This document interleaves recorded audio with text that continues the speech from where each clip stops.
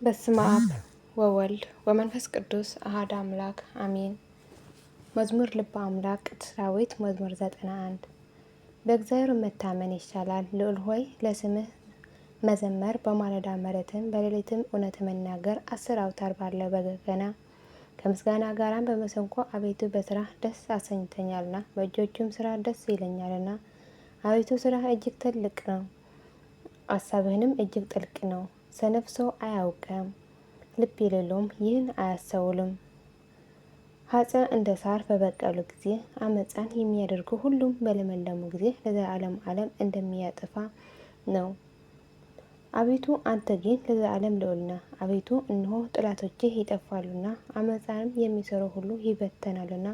ቀንዴ አንድ ቀንድ እንዳለው ከፍ ከፍ ይላል፣ ሽምግልናዬም በዘይት ይለመልማል። ዓይኔም በጠላቶቼ ላይ አየች፣ ጆሮዬም በእኔ ላይ በቆሙ በክፉዎች ላይ ሰማች።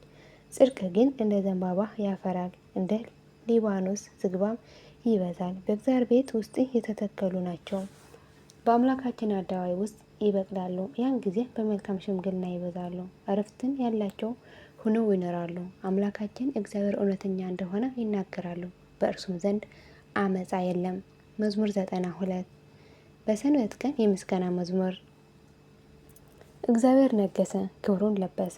እግዚአብሔር ኃይል ለበሰ፣ ታጠቀም፣ ዓለም እንዳትናወጥ አጸናት። አቤቱ ዙፋንህ ከጥንት ጀምሮ የተዘጋጀ ነው፣ አንተ መቼ እስከ ዘላለም ነህ። አቤቱ ወንዞቹ ከፍ ከፍ አደረጉ፣ ወንዞቹ ቃሎቻቸውን ከፍ ከፍ አደረጉ። ከብዙ ውኆች ድምፅ የተነሳ የባህር እንቅስቃሴዋ ድንቅ ነው። ድንቅስ በልዕልና የሚኖር እግዚአብሔር ነው። ምስክርህ እጅግ የታመነ ነው። አቤቱ እስከ ረጅም ዘመን ድረስ ለቤት ምስጋና ይገባል። ጌታ እግዚአብሔር ተበቃይ ነው። መዝሙር 93 በአራተኛው ሰንበት የዳዊት መዝሙር። ጌታ እግዚአብሔር ተበቃይ ነው። እግዚአብሔር በግልጥ ተበቃይ ነው። የምድር ፈራጅ ከፍ ከፍ አለ፣ ለትዕቢተኞች ፍርዳቸውን ከፈላቸው። አቤቱ ኃጢአት እስከ መቼ ይታበያሉ? ይከራከራሉ፣ አመፃም ይናገራሉ። አመፃ የሚያደርጉ ሁሉ ይናገራሉ። አቤቱ ሕዝብህ አዋረዱ፣ ርስትንም አሰቃዩ። ባልቴቱና ድሀ አደጉ ገደሉ፣ ስደተኛውም ገደሉ። እግዚአብሔር አያይም፣ ያዕቆብ አምላክ አያውቅም አሉ። ሰነፎች ሕዝብ ሆይ ልብ አድርጉ። ሰነፎቹም መቼም ይጠባባሉ። ጆሮ የተከለው አይሰማምን? ዓይን የሰራው አያይምን? አሕዛብስ የሚገሥጸው ለሰዎችንም እውቀትን የሚያስተምረው እርሱ አይዘልፍምን? የጠቢባን ሀሳብ ከንቱ እንደሆነ እግዚአብሔር ያውቃል። አቤቱ አንተ የገሠጽከው ሕግህንም ያስተማርከው ሰው ብፁዕ ነው።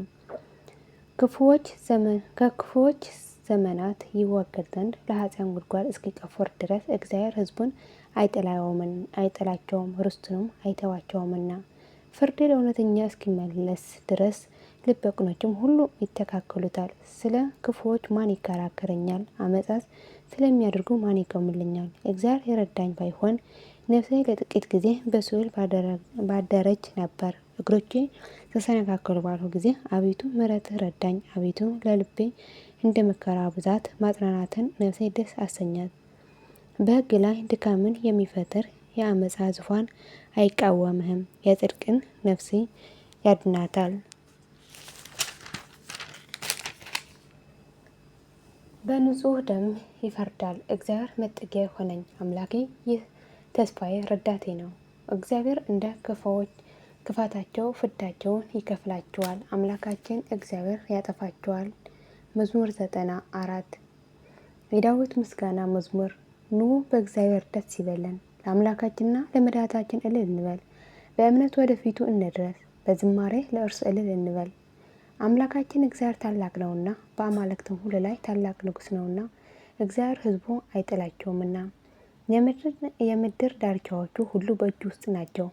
ረጃጅም ተራሮች የእርሱ ናቸውና፣ ባህር የእርሱ ናትና፣ እርሱም ፈጠራት፣ የብስንም በእጁ ፈጥሯልና። ኑ እንስገድ፣ ለእርሱም እንገዛ፣ በእርሱ በፈጠረን በእግዚአብሔር ፊት እናልቅስ። እርሱ አምላካችን ነውና፣ እኛ ግን ሕዝቡ የማሳመሪያ በጎች ነን።